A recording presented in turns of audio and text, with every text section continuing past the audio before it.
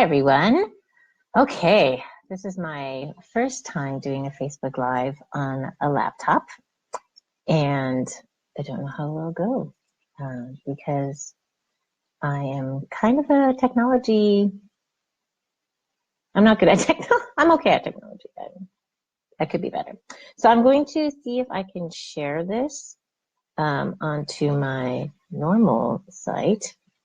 Normal site, what does that mean? To my personal Facebook. So give me a second. Sorry. Hopefully this will go well. If not, oops.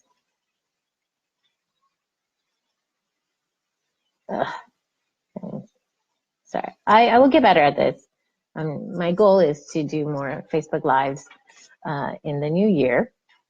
And since someone's watching anyway right now, I could practice helping myself. All right.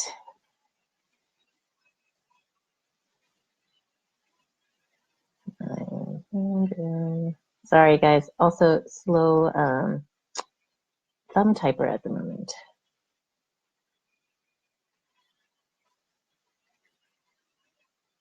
All right. So, 5 simple ways I raise my children to fight against white supremacy and patriarchy. Now, it sounds really intimidating, because like patriarchy and white supremacy, these are like huge, big things. And it can be really, really scary and intimidating. And I think when I first thought about raising my children to be a little bit more woke, so to speak, I thought it was going to be like, oh, when they're in like high school or maybe junior high, if my kids are like gifted, and we'd like read college texts and like thought-provoking books and articles, and then we'd fight the patriarchy and fight against white supremacy. And I thought it would be more like college or something like that. And so I kept thinking like, okay, I guess I just have to keep waiting because right now my oldest child just turned 8. So that's like, 4 years maybe before I really get into the meat of things. And this was actually before I had children. But now that I have kids and I've been educating myself and learning from, people who are a little bit further on this journey than I am, I've realized it is both harder than I thought, and easier. So in the ways that it is easier is that, like all things we try to teach our children, it is not something you can just kind of,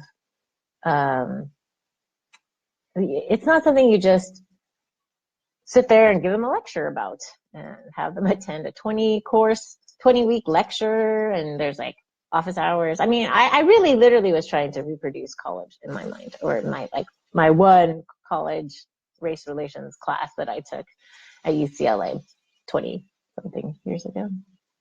Yes, 20-something years ago, guys. So it doesn't actually have to be that way, because that's not how children learn. I mean, how do you teach your kids to do anything? It's repetition. You bring things up, and you talk about stuff. So it's actually really much easier than I personally anticipated. But it is also harder because it takes mindfulness. You have to mindfully bring this other narrative into your life. And the only way really to do that is to have it be incorporated into your life. So I kind of think of it as akin to like a religion. And now, before people who are like religious don't get on my case about this, but there's just the same idea, right? Like, if you're going to be a Christian, if you're hopefully not just going on Sundays and like shove the kids into Sunday school and that's that, and then the rest of the week you forget about Jesus. I mean, I hope not. I mean, if like that's if that's what you're serious about, then your whole life should reflect following Jesus. And like, it's not like just a Sunday thing or a Bible study thing, but a way you incorporate Jesus and God into your life. So same thing with anything you're trying to teach your children. And in this case, it is to fight white supremacy and the patriarchy. So I think that's enough preamble. And I will get to the meat of things, so to speak. So one is to educate yourself. I know it's so duh, of course. But yeah, you have to educate yourself. You can't really explain things to your kids. You can't explain concepts to your kids, or even be aware of things if you don't actually know them. So before I even had kids, I used to avidly read this blog called The Anti-Racist Parent. And I think they're defunct now, and which makes me really sad because it was a very, very helpful blog. And that's kind of when I started reading more, understanding, kind of grasping different ways that you can raise your kids about racism, and it helped explain terms like what is racism, who can be racist, how is racism different from prejudice, and even now it's sinking in, and it took many years to sink in. But yeah, I go out of my way to educate myself, whether it's on blogs, whether I also borrow books, I read a lot of articles. If you even pay half attention to kind of the things that I share, it's a lot of this type of information, right? So I follow things that I want to learn more about. So I want to learn more about Asian Americans in pop culture, in history, in media. So I follow a lot of these type of Facebook pages. I want to learn more about, so yeah, I just follow people on Facebook. Facebook has made it actually really, really easy. I mean, you really have no excuse to not learn anything. And you have to like go out of your way to not learn stuff. So I follow um, a lot of different Facebook pages, and then they show up in my feed, and I read these articles, and slowly but surely, it accumulates over time, and I'm starting to get I'm less ignorant. I take classes. I've bought several courses. The main ones are Raising an Advocate by Mama Demix. And I also bought her Black History is American History course for my children.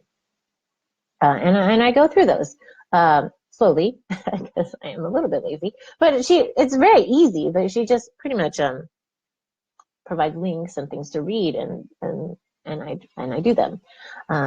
It's just educating myself, reading, joining forums, and actually this is very key. If you are first starting out, it's very important to in anything, but it's particularly when you're learning stuff about race and sensitive things, is that it's best to be quiet for a lot of the time that you are reading and learning, and just shut up and listen, because you're learning about a lot of new things, and you're going to have a lot of questions, and it's going to be scary. And what I would recommend is, instead of asking the same questions to people over and over again who are really tired of answering these questions, I recommend you use Google. I know, a revolutionary concept. But yes, Google is very, very helpful. You can Google questions like, what is the difference between racism and prejudice? Can people of color be racist? What is white supremacy? All sorts of things. Are Asians considered people of color? We are. How come?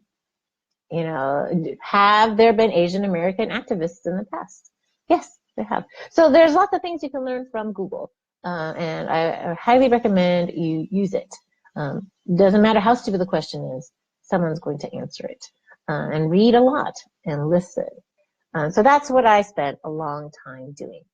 I sought out as much information, and I continue to seek out as much information as possible. No one is perfect, and there's no way you're going to know everything. So the best way to learn is to be quiet and to listen and to take people's experiences seriously. So that's the first thing I did, and that's the thing that I'm continuing to do. And the second thing then is you kind of have to integrate it into your life. it's hard at first, right? Because you're like, it's all in your headspace and you're thinking about it, and you're like, well, how am I supposed to bring this up? My kid's 8, or my kids are 1, 4, 6, and 8. I'm not going to have like a deep conversation about patriarchy with my 1-year-old. However, I can, and this is the way you kind of integrate things into your daily life.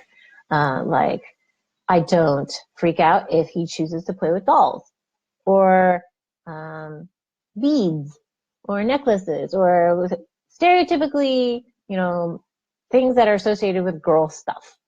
So my third child, he's 4 now, glowworm. He loved to play dress up.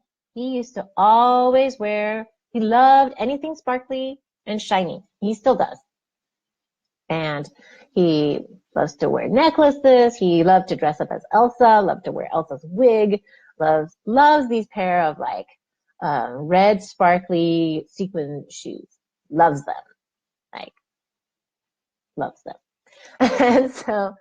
And so how do we integrate ways to fight patriarchy? I can either freak out and go, oh my God, boys don't dress up. Boys don't experiment with looks unless if they're, dressing up as a fireman or like a police officer, like, or a lumberjack or something uber masculine.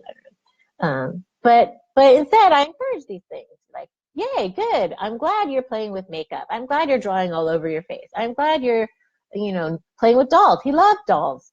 I'm glad you're playing with dolls. I'm glad you're being nurturing. I'm glad you're playing house. I'm glad you're playing with the kitchen. Like, these are ways that we are fighting patriarchy, right? Because that's considered women's work, which is ridiculous.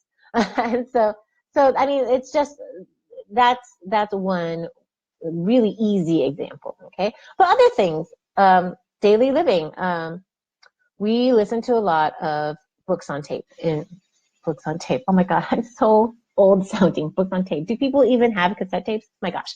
Anyway, so we listen to a lot of Chinese audio CDs, and they're all stories, and a lot of them are fairy tales. And fairy tales are so fairy tales. I mean, come on, like Snow White, she's like a teenager. She first is like stupid, trusts like random people and eats random things, and then like, I mean, there's so many problems with it, right? Like, it's very problematic. But one of the things is, she eats an apple and then falls asleep because it's been poisoned by this horrible, evil woman who apparently only cares about like beauty and is willing to kill people for it, because some magic mirror tells her. Anyway, so she dies, is in a coma, and then like some random dude sees her in a glass coffin, which is also creepy, and then kisses her, and then she wakes up magically, yay, true love. And then she marries him. I mean, the only qualification for this guy is that, I guess, he's a person, so I integrated, I have conversations with my children about this. I say, hey, is that a good idea to marry someone who kissed you once and saved your life? And my kids are like, oh, well, maybe, yes. I mean, he was nice. I'm like, no. I mean, if you want to, yes, that's fine. But it's not a good idea to marry someone just because they saved your life. It's not a good idea to, marry some dude you've never met. And his only qualification for being marriageable is he's human and alive and he has kissed you. Not a good basis for marriage. And they're like, oh, what is marriage? And he explains that. And then, or like, don't go around eating crap that the strangers give you. And, or just all sorts of things. Like, I mean, you get my drift, right? Or like, Little Mermaid, like the original Little Mermaid, where she like loses her voice to chase after this guy she saw from afar on a boat, and then he he doesn't want to marry her because he marries someone else because he's a prince. First of all, come on. And he finds you washed up on the shore. He's a prince. He's not going to marry you. I mean, just come on. And then she like dies and turns into bubbles because she refuses to kill him, which is good. You don't want to kill people just because you don't get what you want. But yeah. So I mean, we discussed this. Like, hey, she has never talked to this person. I mean, that's the theme here, right? Like, she's never talked to this person. She doesn't know who he is. She sees him from afar, thinks he's, good looking, seems brave, and then wants to marry him, and then decides to like leave her entire family, sells her soul to some sea witch, loses her voice, and then there's like some ridiculous terms of like she has to get this person to fall in love with her and marry her within X amount of days, or she will die and turn into bubble. Like so many bad decisions, right? Like so many bad decisions. And so yeah, we talk about these things. And so that's kind of how I integrate it into daily life. Other times, I got pulled over for speeding. Yes, I think it was speeding. Was it speeding? No, texting on my phone because I'm a horrible person. And so my kids are like, hey, like, why did the cop pull you over? Is it because you were, and so I explained like I was disobeying a law, and all sorts of stuff. And then my oldest, he was 7.5 or 7, Cookie Monster, asked me, what happens when the police do something bad and break the law? And I could have just said, oh, well, then they get punished because that's what happens to bad people or people who break the law. But it's not true, right? That's totally not true. And I love the police, okay? And by love, I mean, like, I appreciate what they've done for me in my life. I have never personally experienced anything bad from police. But that doesn't mean that is the only experience out there. And that doesn't mean that my Black friends are not deathly afraid of the police for good reason, right? The whole Black Lives Matter thing. And so I explained to my kids, like, you know what? There are some good police people out there and there are some bad police people out there. And a lot of times when police break the law, they get away with it because they're in power. Okay? I also explained, like, okay, I don't have much to fear from the police because they don't think of me as someone who's scary. Like, I'm this tiny, like, Asian woman, and they're like, oh, whatever, she's probably illegal. I don't know. I'm not. But, I'm not really threatening. But Black people aren't threatening either, okay? But police and society think that they are, okay? And that's not fair and it's not right. So I explained to my kids, hey, that because a lot of people believe these horrible things about Black people, police don't often treat them well. And sometimes they will kill Black people for no reason, okay? Because they're scared, okay? So I explained this, in like 5 minutes, right? And my kids are like horrified, and my daughter, my 6-year-old, or she was 5, I guess, she was crying because it's not right and it's not fair, right? And it isn't. And I feel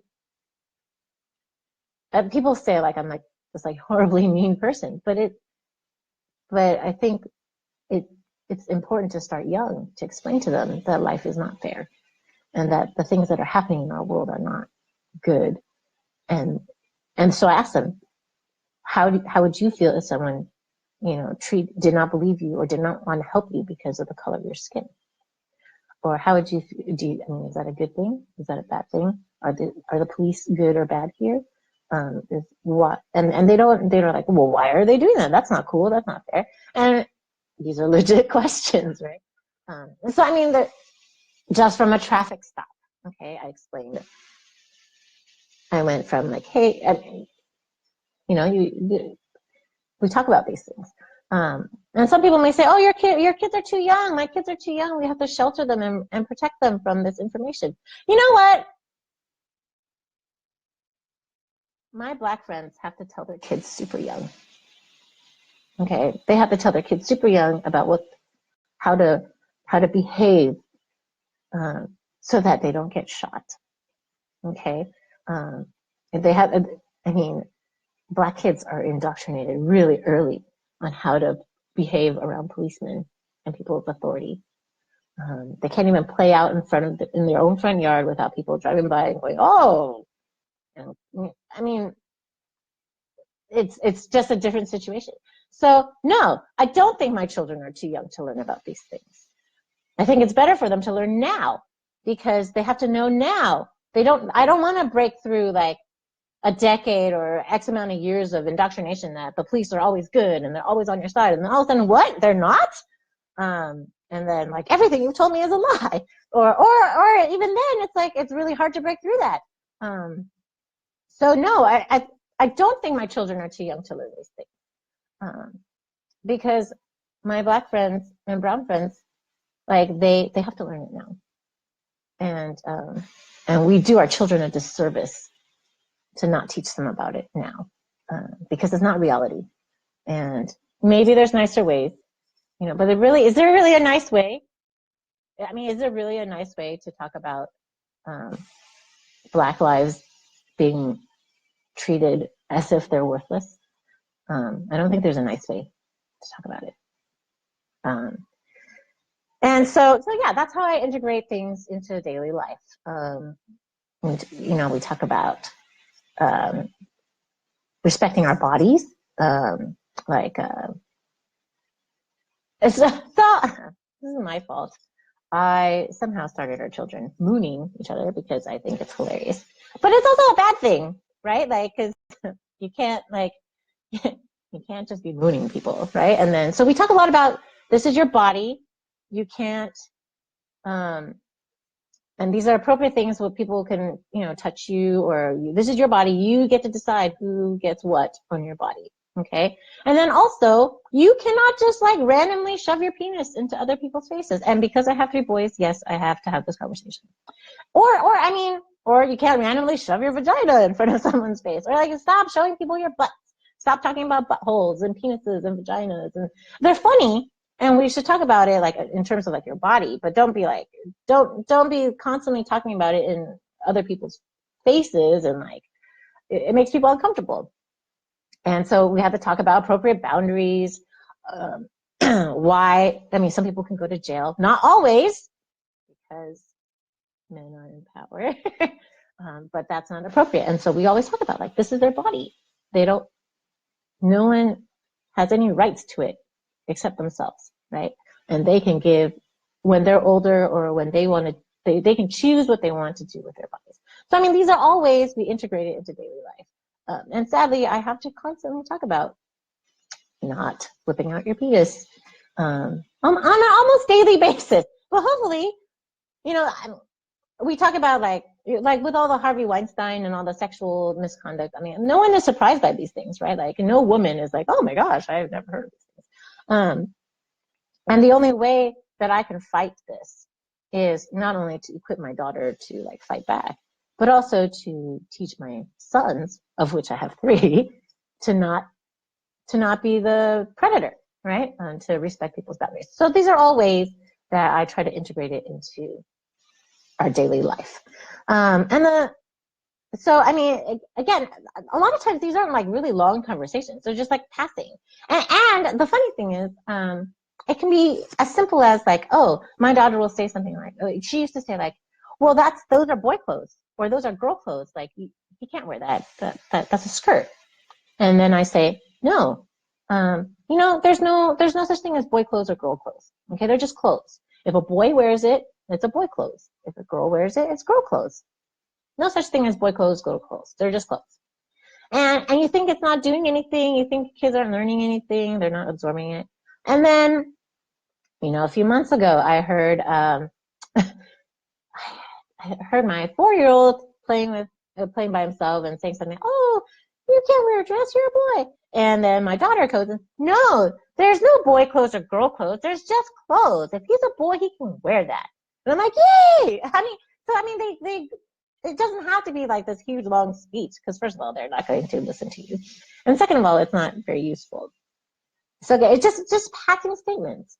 I'll hear when they're fighting, my kids will be like, no, this is my body. You can't do that to. And you're like, yes, yes, yes. So I mean, it's really, it doesn't have to be that hard. Okay. You just insert a sentence or two and then you move on. Okay.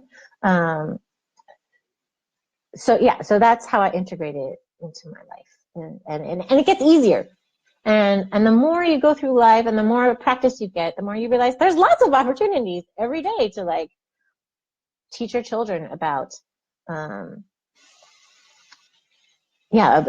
values, again, how to fight white supremacy and the patriarchy. And the third thing is you have to provide materials, okay, whether it's books. It's all well and good to say like, oh yeah, we want to fight white supremacy and the images in the media, but then you have no books with people of color in it, or you have no TV shows, or no toys that represent your children. So when my kids were young, I bought Asian looking dolls, and they were kind of creepy actually. But I bought them, and I buy materials with Black folks in it, or brown folks, Asian folks. Super important to me, okay? Because representation matters. I grew up thinking, or considering Superman Asian and Snow White Asian, because they were the only people who could maybe be Asian because they had black hair. Okay, that's as close as I could get.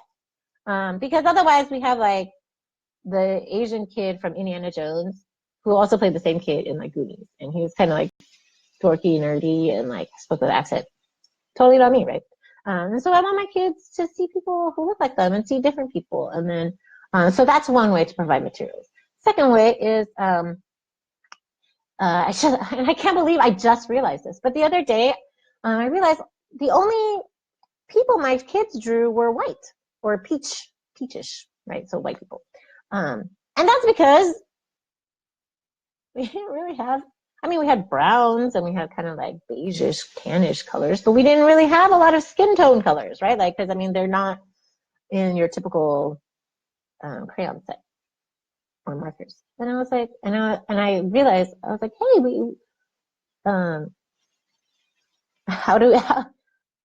how can my children draw people of color if they do not have the proper tools, right? They didn't have the markers or the crayons or the colors of the people of color.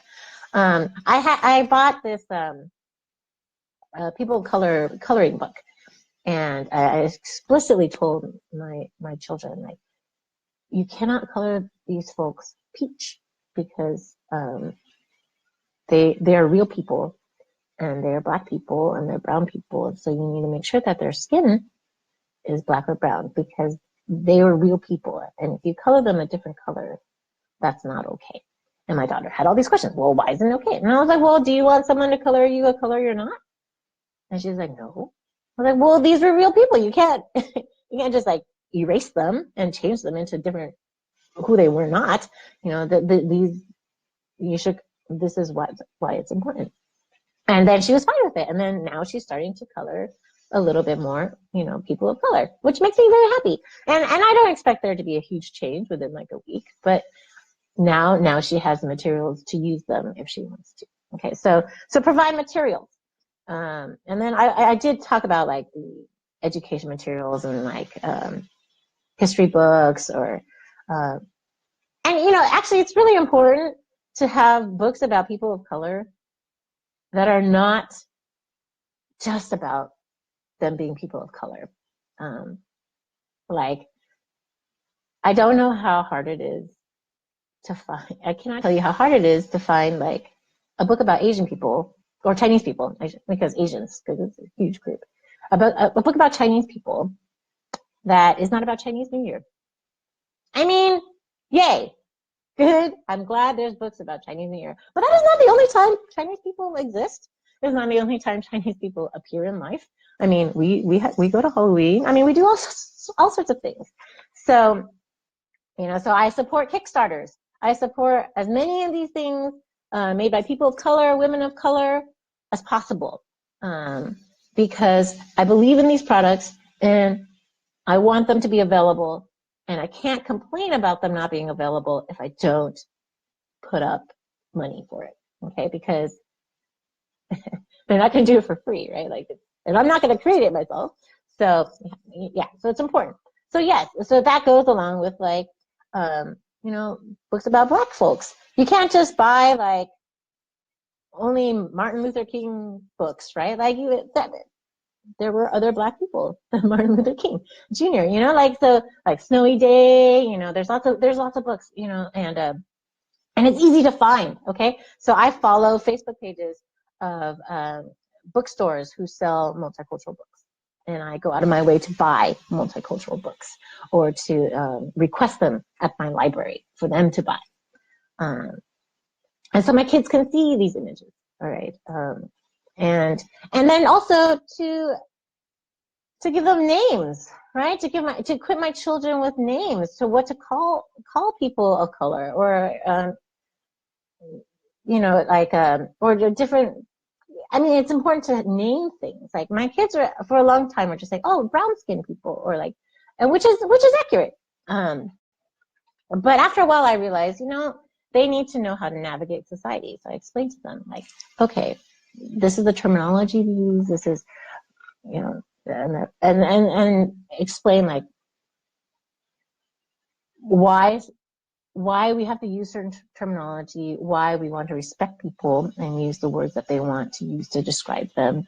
And so, yeah, this is just all about providing words, providing vocabulary, providing terms, because if they don't name it, then they always think that it's something bad or it's something taboo or it's something like, yeah, it's important to be equipped with words. Okay, this is, it reminds me of the book 1984 and how they like, anyway, I'm going to tangent. but my point is like, not only provide materials and like books and like colors, but words and terms and information, because it's important for children. You can't talk about it. You can't ask questions about it if you don't have the words to use. Okay. So yeah, so that's important. And then fourth is to seek genuine relationships. Okay. I have been, I grew up in a very white town. Okay. And and the only reason why I think I don't have even more of a like, less of a connection to Chinese culture is because my parents surrounded us with Chinese people. We went to a Chinese church, I went to Chinese school, and then I was in a lot of the advanced AP classes, which was half Asian. So that's how I got my Asian culture or Chinese culture. And then when I went to UCLA, I realized, oh my God, there's like other Asian people. And it sounds so stupid, but like I didn't understand that. I didn't understand that there were people who were not Chinese and they were also Asian. Like I knew like a Japanese person, and I knew like a Korean person, maybe two, and I knew like two Filipino people. But it didn't occur to me that they were not the same as Chinese people. And then I went to UCLA, which is like a bajillion person. That's like over half Asian, right? And then there's like, oh, there's Vietnamese people, and then there's all sorts of people. And so and then there were also, you know, Black folks and brown folks. And so I got more and more exposure, and it made more and more genuine friendships. And that's how a lot of my opinions changed, because you realize, oh, I mean, no one tries to be racist, I hope, or like I feel like most good people are trying not to be racist, but you just don't know sometimes like the things that you assume or think about until you're confronted with actual people. And so, and I started in college. I made more friends, and our college Christian fellowship was really into racial reconciliation and like purposeful like interracial friendships. So I went out of my way to make friends with my first Black friend. He was not my first Black friend, but we made a commitment to like hang out with each other all the time. And he was very, very helpful and patient, I think, as we both grew on our journey to like learn more about race and like sexual identity and all these things. And now I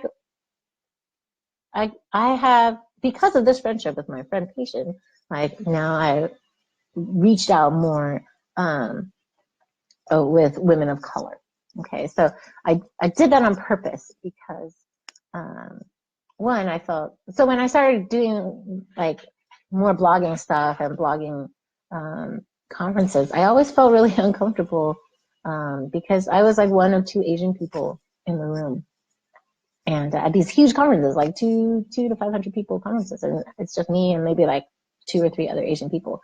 And everyone would be like, oh, you should meet this Asian person because, you know, we're all Asian.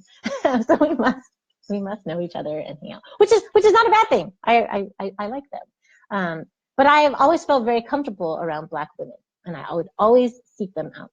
And several of them are my friends now and online friends, and they laugh because I was just like kind of like hover and like, hey, can we play? Like, can we hang out?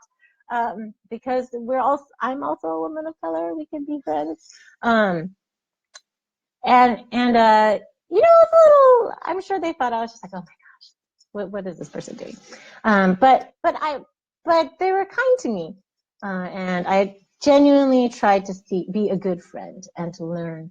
And my world has expanded. And so you learn a lot of things from having genuine relationships with people. One caveat. I do not mean this in the way of like, oh, here's my one Black friend, or here's Virginia, my one Asian friend. So I'll use my example of myself. Like, if you don't know very many Asian people and then I'm your Asian friend, I am not representative of all Asian people. I am not even representative of all Chinese people or representative of all Taiwanese people. Like, we're people. Just like a white person is not representative of their entire race and do not speak for them. And because white people are seen as people, as individuals first versus like a block, I mean, the same courtesy should be extended to your friends of different, either people of color or different, you know, if they're gay or lesbian, like they're people first. They're not like your quota box. Okay, so that's very important. Okay, and then the 5th is just to continue. You have to continue. It's not a one and done. It's just like if you were talking to your kids about sex. You're not going to just like sit them down and like talk about sex once and then you're done. And then say, do you have any questions? And your kid's like 8. And like, no. They just think like, no, I don't have any questions. And you're like, okay, then we never have to talk about this ever again. But that's not true, right? Because, I mean, we wish it was true, but it's not. Because sex is not just a one and done conversation. We're confronted with sexual images all the time. And part of that conversation is, hey, what do you think? Why is it just women in bikinis selling cars? Like, what does that tell you about sex? Or what does that tell you about how society sees women? Or, I mean, it's a continuing conversation. You see movies and people are having like casual sexual relationships, and your kids I'm not watching these movies with my kid at 8. I'm not watching these movies at all, actually. But what I mean is like, it's a continual conversation. So same thing with talking about white supremacy and patriarchy. And you probably wouldn't even actually use these words when they're like small because they're big concepts, right? But like what I mean is you continue this conversation, you continue educating yourself, you continue buying materials or providing materials or borrowing materials, you continue supporting people of color or, so like you continue, okay? And you keep it up, and it's a lifestyle, okay? So I guess I knew this was going to go long because I'm a verbose person, but I'm glad I'm talking about it because I was actually really nervous about it, and I've been meaning to write a post about it, but I figured, and I kept getting stuck, and I figured if I just talk about it, maybe it'll be easier, and then I can just cheat and transcribe what I talked about into a post. So thank you so much for watching. Feel free to post questions. I will answer them. And I hope to continue talking about this and continue dialogue about this, because it is very important to me that my children care about these issues. Because I feel like a lot of times as Asian Americans, we're kind of pushed aside. We're kind of invisible in the racial relationship talks. And often we're even invisible in like immigration talks. And I feel like it's important because we oftentimes as Asian Americans, we hide. And we think if we hunker down, we buy into the model minority myth. And we have other people fight our battles. And we benefit from, Black women and Black men who are fighting for Black Lives Matter. And it matters as an Asian American because I'm going to go on a tangent. But it matters. Okay. And so we have all these other folks fighting for our rights, and then we just benefit from it, and we don't acknowledge it, and we benefit from being white adjacent sometimes.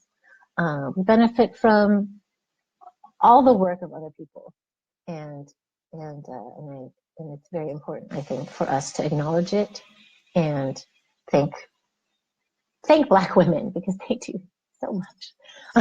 I mean, they're the reason why Alabama does not have a pedophile racist person as a senator. So yes, that's why I find it very important. And I'm not perfect. I make a lot of mistakes, and I'm going to make a lot of mistakes. But I think the difference is to not be afraid of making mistakes. And when you make a mistake, like I tell my kids, so what? You made a mistake. You apologize. You acknowledge the fact that you hurt someone, and you think of ways to be better. Okay, I mean, it's we all make mistakes, and we all want grace, and it's a good thing to talk about these things, I think. All right, thank you so much for all the time you have spent listening to me. I appreciate it. There's lots of things you could be doing with your time instead of listening to me. So have a wonderful day, and I will change a shirt because I think I sweat a lot because I was really nervous. And that's too much information. Okay. All right. Have a great day. Bye.